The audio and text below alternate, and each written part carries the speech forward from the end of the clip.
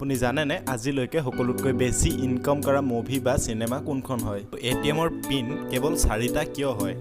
আৰু পৃথিৱীৰ সকলোতকৈ সৰু মানুহৰ জকাটো কিমান সেন্টিমিটাৰ হয়? আৰু ভিডিঅ'টোৰ শেষত মই সকলোতকৈ ইন্টাৰেষ্টিং এটা ফেক্ট কম, গতিকে ভিডিঅ'টো শেষলৈকে চাব। তো বন্ধুসকল স্বাগতম জনাইছো জিজি ফেক্টৰ আকৌ এটা নতুন ভিডিঅ' লৈ। ভিডিঅ'টো যদি ভাল লাগে লাইক কৰিব, কমেণ্ট কৰিব আৰু আপোনালোকৰ ফ্ৰেণ্ডসকলৰ মাজলৈ ভিডিঅ'টো শ্বেয়াৰ কৰি দিব। আৰু এনেকুৱা ধৰণৰ আমেজিং ভিডিঅ' পাবলৈ চেনেলটো ছাবস্ক্ৰাইব কৰি কাষতে থকা বেল আইকনটো ক্লিক কৰি দিব। বেছি দেৰি নকৰি আহক ভিডিঅ'টো উপভোগ কৰোঁ।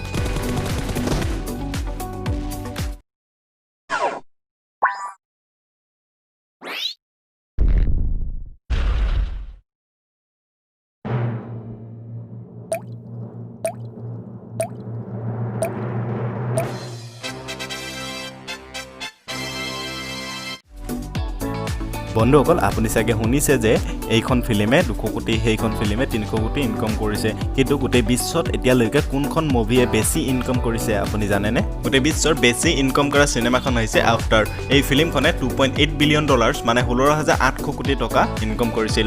ৱাও! আপুনি হয়তো জানে জন শেফাৰ্ড বেৰনে ATM মেচিন ইনভেনশ্যন কৰিছিল।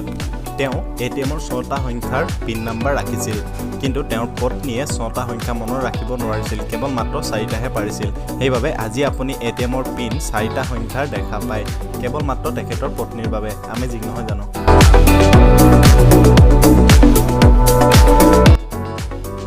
বন্ধুসকল এটা সমীক্ষাৰ পৰা গম পোৱা গৈছে যে আপুনি মিৰৰ মানে আইনাত আপোনাৰ চেহেৰাটো যিমান ধুনীয়া আৰু এট্ৰেক্টিভ দেখে, তাতকৈ বেলেগ মানুহে আপোনাক 20% বেছি ধুনীয়া আৰু এট্ৰেক্টিভ দেখে। মানে আপুনি ভবাতকৈ 20% বেছি ধুনীয়া। আপুনি যেতিয়া আইনাত নিজৰ চেহেৰাটো চাই, আপুনি কেৱল লুকটো চাই, আপোনাৰ মগজুৱে আপোনাৰ সুন্দৰতাটো আণ্ডাৰষ্টিমেট কৰে, কিন্তু আপোনাক বেলেগ মানুহে আপোনাৰ সুন্দৰতাৰ লগতে আপোনাৰ পাৰ্চনেলিটিটো দেখা পায়। সেইবাবে আপুনি বেলেগৰ চকুত বেছি ধুনীয়া হয়।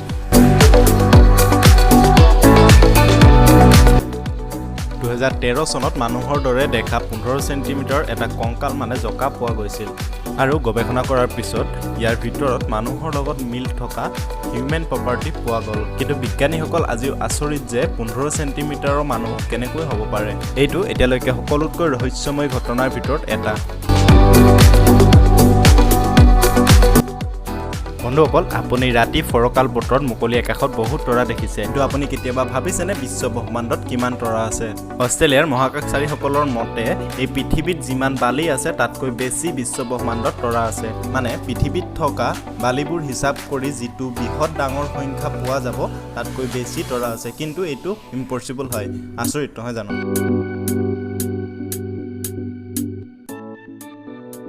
কাৰোবাৰ জেইল হ'লে তাৰ ডিউৰেশ্যন কিমান হয়? 1 মাহৰ পৰা আৰম্ভ কৰি 2-3 বছৰ, আৰু কিছুমানৰ গোটেই জীৱন, নহয় জানো? কিন্তু আপুনি জানেনে এতিয়ালৈকে সকলোতকৈ কম সময়ৰ বাবে কাৰাবাস হোৱা ব্যক্তিজনৰ নাম কি আৰু কিমান দিন জেল হৈছিল? এই ব্যক্তিজনৰ নাম হৈছে জয় মঞ্চ। এই ব্যক্তিজনৰ 1906 চনত মাত্ৰ 1 মিনিটৰ বাবে জেল হৈছিল।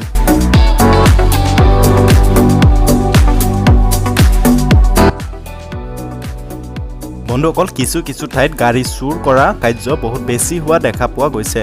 চোৰসকলৰ এটা নতুন নিয়ম হৈছে, এই চোৰসকলে আপোনাৰ গাড়ীৰ আগফালৰ গ্লাছত কাপোৰ দি থ'ব। এনেকুৱা দেখিলে আপুনি কেতিয়াও গাড়ীৰ পৰা নামি সেই কাপোৰ আঁতৰাব নাযাব, যিমান পাৰে সেই ঠাইৰ পৰা আঁতৰি যাব। কাৰণ যেতিয়া আপুনি নৰ্মেলি গাড়ীখনৰ পৰা নামি সেই কাপোৰ আঁতৰাবলৈ যাব, সেই সুযোগতে চোৰে আপোনাৰ গাড়ীৰ ভিতৰত সোমাই গাড়ী লৈ গুচি যাব। এই ঘটনাবোৰ বেছিকৈ পাৰ্কিং এৰিয়াবোৰত হোৱা দেখা যায়। এতিয়াতো আপোনালোকে গম পাইছেই, গতিকে আপোনালোকে সেই চোৰসমূহৰ পৰা বাচি থাকিব পাৰিব।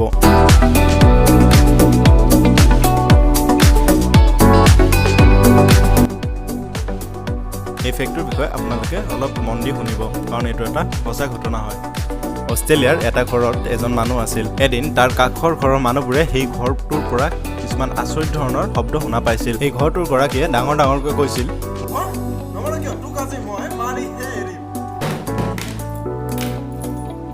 আৰু কিবা বস্তু দলিওৱা আৰু ভঙাৰ শব্দ আহিছিল। সেইবোৰ শুনি ওচৰৰ মানুহবোৰে ভাবে যে কি হৈছে তাত, গতিকে পুলিচক খবৰ দিছিল। আৰু আপুনি জানি আচৰিত হ'ব যে এই মানুহজনে এই সকলোবোৰ মাত্ৰ এটা মকৰা খেদিবৰ বাবে কৰিছিল। আৰু এই ঘটনাটো ইমানেই ফানি আছিল যে কেইবাটাও ডাঙৰ নিউজ চাইটত প্ৰকাশ পাইছিল।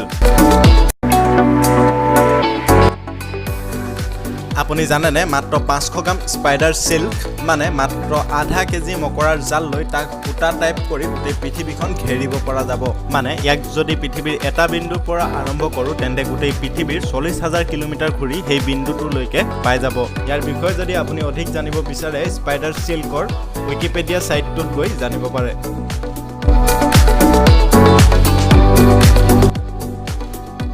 AI মানে আৰ্টিফিচিয়েল ইন্টেলিজেন্স ইয়াক আমি ডেইলি লাইফত ব্যৱহাৰ কৰোঁ কিন্তু আমি গম নাপাওঁ আৰ্টিফিচিয়েল ইন্টেলিজেন্সৰ ভিতৰত পৰে গুগল এছিষ্টেণ্ট এপলৰ চিৰি এলেক্সা ইত্যাদি 2017 চনত ফেচবুকৰ এটা গৱেষণাই গোটেই বিশ্বতে হাহাকাৰ লগাই দিছিল যিটো ফেচবুক হয়তো আমি সকলোৱে ব্যৱহাৰ কৰোঁ ফেচবুকৰ ইঞ্জিনিয়াৰসকলে এটা বহুত এডভান্স চাটবট বনাইছিল চাটবট হৈছে আপুনি মেছেজ কৰিলে য'ৰ পৰা অটোমেটিকলি ৰিপ্লাই আহে মানে আপুনি এটা ৰবটৰ লগত কথা পাতিব পাৰে ফেচবুকে এনেকুৱা এটা চাটবট বনাইছিল য'ত আপুনি হাঁহি কান্দি খং কৰি অভিমান কৰি মানুহৰ মাতেৰে যাতে কথা পাতিব পাৰে তেওঁলোকে টেষ্ট কৰিবলৈ দুটা বটৰ মাজত কথা পতাইছিল তেওঁলোকে বট কেইটাৰ নাম ৰাখিছিল বব আৰু এলাইছ আৰু তেওঁলোকে এনে ধৰণে কথা পাতিছিল